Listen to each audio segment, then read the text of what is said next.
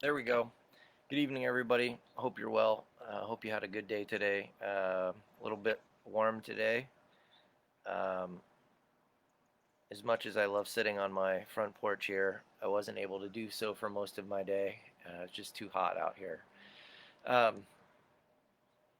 I had a whole plan for what I wanted to do for tonight, and about a minute prior to going live, I just threw that out.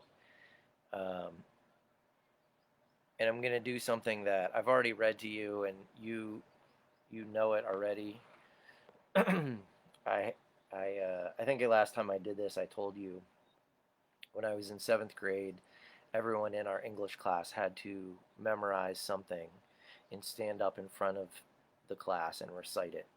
And my teacher at the time allowed us to pick what we wanted from this list, and on the list was Psalm 23, which in seventh grade, oddly enough, even as a pastor's kid, I hadn't memorized yet. I knew some of it, but hadn't memorized it.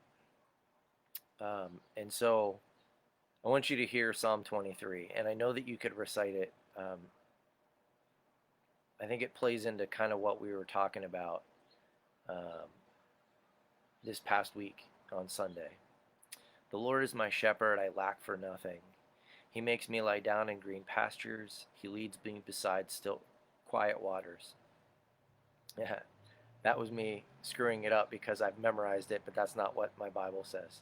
He leads me beside quiet waters. He refreshes my soul. He guides me along the right paths for his name's sake. Even though I walk through the darkest valley, I will fear no evil, for you are with me. Your rod and your staff, they comfort me. You prepare a table before me in the presence of my enemies. You anoint my head with oil, my cup overflows. Surely your goodness and love will follow me all the days of my life, and I will dwell in the house of the Lord forever.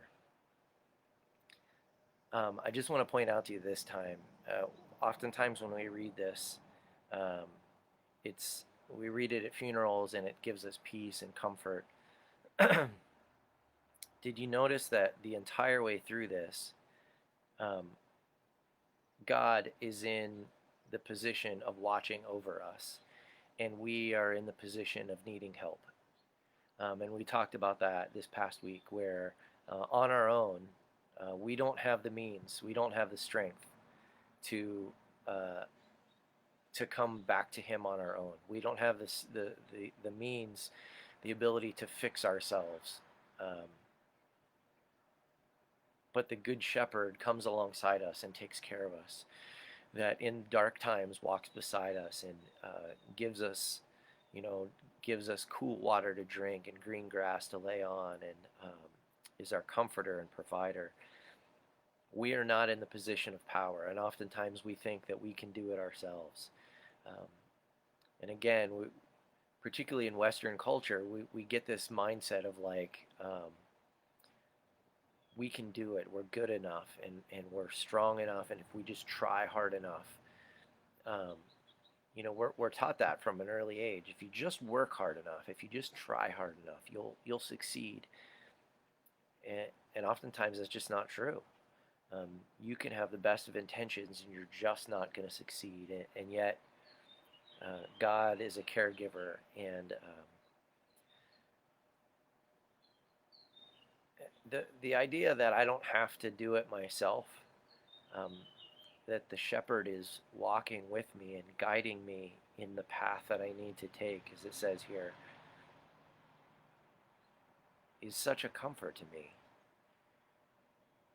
On my own, I'm not going to speak for you, but if you're honest with yourself, on your own, you stumble and you screw things up.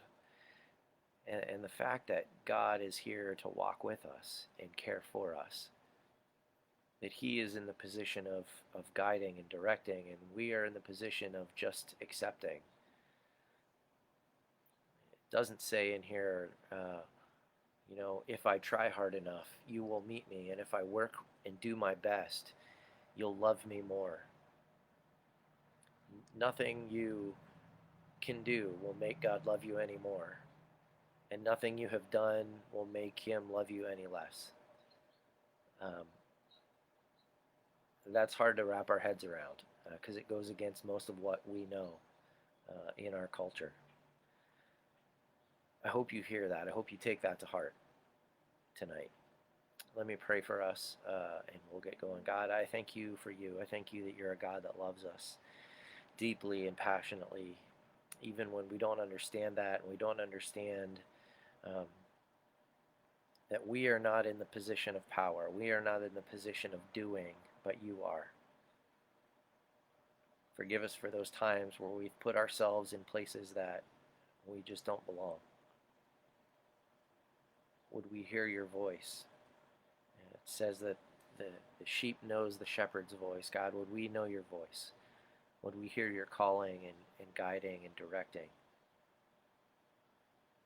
And would we be obedient to that calling? We ask this in your name. Amen. Friends, take care. Blessings to you this week. See you Thursday night, excuse me, at 8 o'clock. Wash your hands. Make sure you wear a mask. Good night.